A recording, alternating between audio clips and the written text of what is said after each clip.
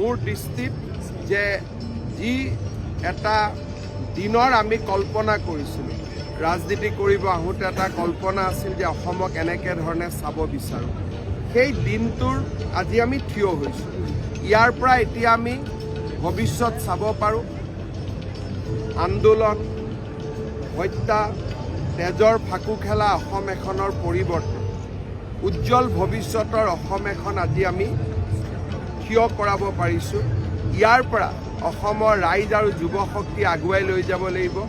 অসমখনক আমি 47 চনৰ আগত যেনেকুৱা সম্পদপূৰ্ণ অসম আছিল, সমৃদ্ধিপূৰ্ণ অসম আছিল, তালৈকে আমি লৈ যাব পাৰিছোঁ। যেতিয়া ভাৰতৰ ভিতৰত একমাত্ৰ ইণ্ডাষ্ট্ৰিয়েল ষ্টেট অসম আছিল, আজি সেই সমৃদ্ধিৰ অসমখনৰ এতিয়া আমি বহুত দূৰত নহয়।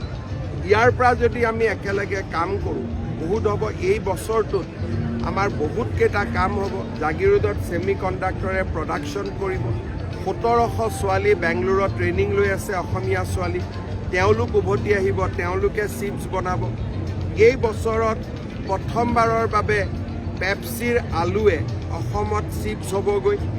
এই বছৰত ফেক্টৰী ইনগ্ৰেশ্যন হ'ব। এই বছৰত ইণ্ডিয়াৰ 5th লাৰ্জেষ্ট এয়াৰপৰ্ট হিচাপে গুৱাহাটী এয়াৰপৰ্টে আত্মপ্ৰকাশ কৰিব। গুৱাহাটী উত্তৰ গুৱাহাটীৰ মাজত এই বছৰতে দলং হ'ব। এই বছৰতে নুমলীগড়ত বায়' ৰিফাইনেৰী হ'ব। এই বছৰতে নামৰূপত ইউৰিয়া কাৰখানাৰ কাম আৰম্ভ হ'ব। গতিকে মই ভাবোঁ যে 2025 চন আমাৰ বাবে এটা ডিফাইনিং ইয়াৰ হ'ব। আৰু আমি যদি ইয়াক আগুৱাই লৈ যাওঁ, আমি বহুত আগুৱাই লৈ যাব পাৰিম। কিন্তু কালি যদি অহাকালি গুৱাহাটীত কোনোবাই বোমা এটা ফুটাই দিয়ে, যিমানলৈকে গৈছোঁ, লুডু খেলত 99লৈকে যায়, সাপৰ মুখত পৰিব, আকৌ শূন্য হ'ব। তেতিয়া আৰু 50 বছৰ পিছত আৰু এনেকুৱা এটা এফৰ্ড কৰিব লাগিব। স্বাধীনতাৰ 75 বছৰ পিছত এটা এফৰ্ড হ'ল। মই ভাবোঁ ই বহুত সফল হ'ল। সকলোৰে মুখত এতিয়া অসম অসম, যাকে আপোনালোকে লগ পাইছে। কিন্তু এই 75 বছৰৰ পিছত আমি যদি আকৌ সাপৰ মুখত পৰোঁ, আমি আৰু 50 বছৰ নতুন ৰাস্তাৰ আকৌ নিৰ্মাণ কৰিব লাগিব। হয়তো আমাৰ জীৱনত আমি সমৃদ্ধিশালী অসম দেখা নাপাওঁ। গতিকে আমাৰ লক্ষ্য হ'ব লাগে যে 99 যেনেকৈ সাপৰ মুখত পৰে, আমি যাতে সাপৰ মুখত নপৰাকৈ এশত গৈ থিয় হ'ব।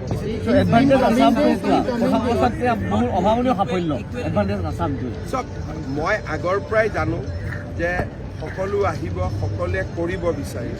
আৰু প্ৰধানমন্ত্ৰী ডাঙৰীয়াৰ কাৰ্যালয় আৰু গৃহমন্ত্ৰী ডাঙৰীয়াই নিজে এই এডভান্টেজ আছাম নহয়, অসমৰ এটা future as a manufacturing hub অসমক নিৰ্মাণ কৰিবৰ বাবে তেওঁলোকে যোৱা 3 বছৰত বহুত কাম কৰি আছিলে। আগতে আনিলে অসুবিধা যে আমি এজন ইনভেষ্টৰক আনিলোঁ, তেওঁ অসমত আহি বন্ধ দেখিলে, বোমা বিস্ফোৰণ দেখিলে, তেওঁতো আঁতৰি যাব। চ' এই এফৰ্টটো 2018তো আমি লৈছিলোঁ। কিন্তু 2018ৰ পিছত যেতিয়া মানুহে CAৰ আন্দোলন দেখিলে, যিকেইজনে আপোনালোকে বহুতে কয় যে এডভান্টেজ অসমত একত কি হ'ল কি নহ'ল, তাৰ উত্তৰটো CA আন্দোলনতে লুকাই আছে। এডভান্টেজ 1ৰ সময়ত আমি 60 মান গ'লোঁ, গৈ আকৌ সাপৰ মুখত পৰিলোঁ, তলত নামি আহিলোঁ। গতিকে অসমৰ ৰাইজে যদি এই পৰিৱেশ ৰাখে, তেতিয়াহ'লে মই ভাবোঁ যে অসমৰ সমৃদ্ধিশালী ভৱিষ্যতক কোনেও ধৰি ৰাখিব নোৱাৰে। যিকোনো খবৰৰ বাবে যোগাযোগ কৰক 7099017330 লগতে 7099017110 নম্বৰত।